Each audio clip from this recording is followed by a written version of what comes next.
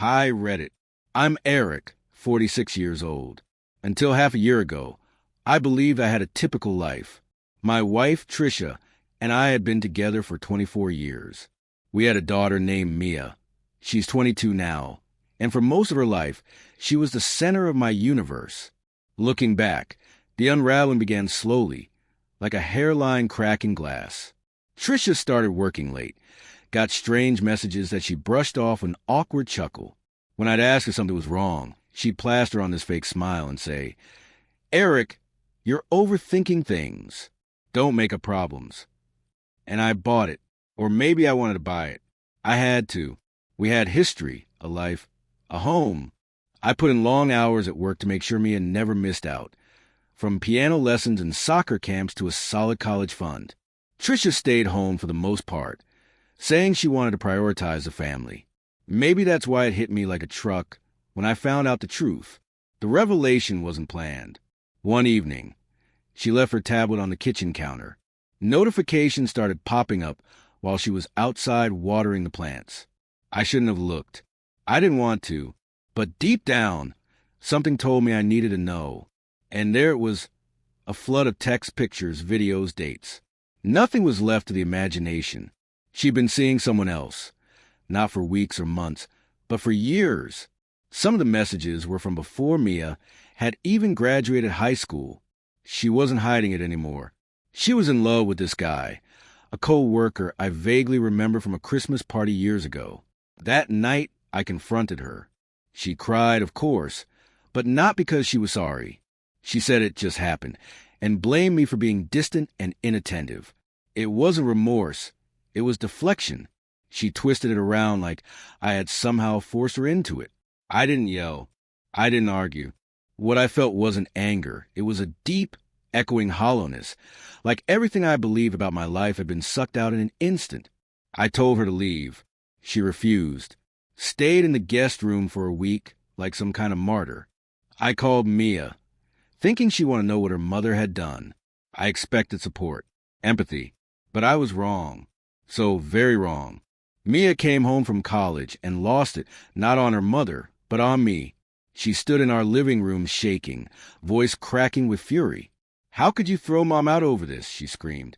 "You're just a weak, insecure man who couldn't handle the truth. You failed as a father, a husband, and a man." Each word cut deep in the last. This was the girl whose childhood I'd poured myself into. Dance recitals, all-nighters during college apps, her first car. I was there through all of it. And now she was calling me worthless? I stood there, silent, while something deep inside me broke. That's when the puzzle pieces started snapping into place. The odd timelines, the strange comments Trisha's friends used to make, and a thought that had haunted me for years. Mia didn't resemble me. Not my hair, not my eyes, not my nose. But love makes you overlook things. You tell yourself it doesn't matter. That being present is what makes you a parent. But that night, with her looking at me like I was a stranger in my own home, I realized I needed to know the truth, no matter the cost. So I acted quietly. I found an old hairbrush of Mia's and sent it off with my own sample to a private lab. 3 weeks later, the results came in. 0% biological relation. Mia wasn't my daughter, not by blood. It felt like the earth gave way beneath me. 22 years gone. A lie. A fantasy I had clung to for more than 2 decades. I didn't speak to anyone for days. I ignored Mia's angry texts, skipped over Trisha's phony apologies. I just sat with the truth, mourning a life that, in many ways, never existed. And then I called for a final meeting. We sat around the same dining table we bought after Mia was born, one that had room for a growing family. I slid a sealed envelope across the table. No words, just silence. Trisha went pale as soon as she recognized what it was. Mia snatched it up, tore it open like she was ready to argue with whatever was inside. She read the results. Her face changed instantly.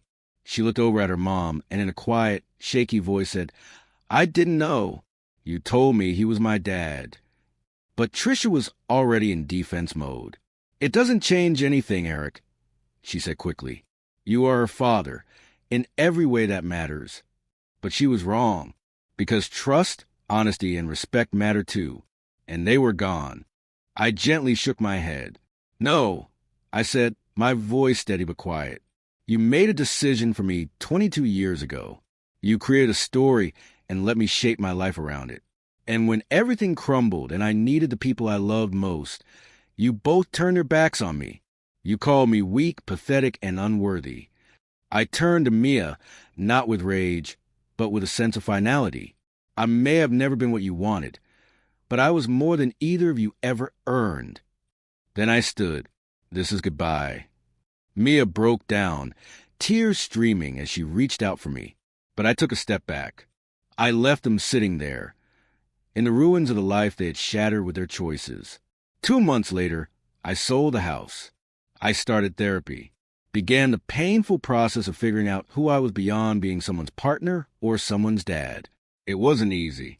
Some days, the silence was so loud it felt unbearable. But on most days, I found a strange sense of calm. Because now, for the first time in my life, I wasn't living someone else's lie. I had hoped walking away would feel like liberation, like slamming the door on the past would instantly bring peace. But it wasn't that simple. The weeks that followed were chaos. Mia flooded my phone. Angry texts, endless voicemails, missed calls in the middle of the night. At first, she was furious. How could you do this to me? You're walking out on me over biology? You're disgusting. Then came the guilt trips. I didn't ask to be born. You're still my dad, even if you're not my father. Finally, desperation. I'm sorry. Please answer. I need you. But I stayed silent. Not because I didn't hear her pain. I did. Every word was a knife. But I had nothing left to give. Nobody talks about how grief, real grief, is rarely neat or clean. It's messy and cruel. Some mornings I'd wake up and for a few blissful seconds, forget everything. Then it would hit me all over again. The bedtime stories, the school plays, the graduations, all the moments I held on to, thinking she was my daughter when she never truly was. Trisha, on the other hand, tried another approach. Emails, handwritten letters. She even got mutual friends involved, trying to talk sense into me, but I didn't respond. Then one evening, about a month after I handed them the DNA test, there was a knock at my apartment door. It was Mia. She looked exhausted, hollow eyes, tangled hair, wearing the hoodie she stole from me as a teenager. Seeing her like that nearly broke me. But I held firm. I just want to talk, she whispered, barely getting the words out. I let her in. Maybe part of me still needed to hear what she had to say. Maybe a small piece of hope still lingered. She sat on the edge of the couch, fidgeting nervously. I didn't know, she said softly. I swear, Dad, I didn't know. Mom always told me you were my father. I nodded. I believe you. Tears filled her eyes. Then why are you shutting me out? Why are you punishing me? I didn't choose any of this. I leaned back, staring at the ceiling for a long time before answering. I'm not punishing you, Mia, I said quietly, but I have to protect myself now. I gave everything to a life that wasn't real. And when it fell apart, you chose her without hesitation. You looked me in the eye and told me I was a failure. Her face crumbled. I was angry. I didn't mean it. I gave a sad smile. Maybe, but you meant it in that moment. And once words are said, they leave marks you can't erase. She wiped away tears with frustration. So that's it? You're just going to erase me from your life. I shook my head. You meant everything to me. But the person you believed I was and the person I believe you were, they're both gone now. I stood, letting her know the conversation was over. My chest ached like something inside was tearing loose. I hope you find peace, Mia. Truly. But I can't keep being the foundation you tear down and expect to keep standing. She stood there for a long moment. Then, in the softest voice I've ever heard from her, she said, "Goodbye, Dad." And then she walked out. It's been almost a year since that night. I've moved to a smaller city, one that's quieter, slower. I bought an old house that needed some love and started fixing it up little by little. There's something healing about rebuilding, tearing down the broken and putting something solid in its place. I also adopted a dog from a shelter. His name's Tucker. Big, clumsy, and convinced he's a lap dog. He doesn't care about bloodlines. He just loves me for showing up, feeding him, scratching behind his ears. Some days I still grieve, not just for Mia, but for the version of myself I lost.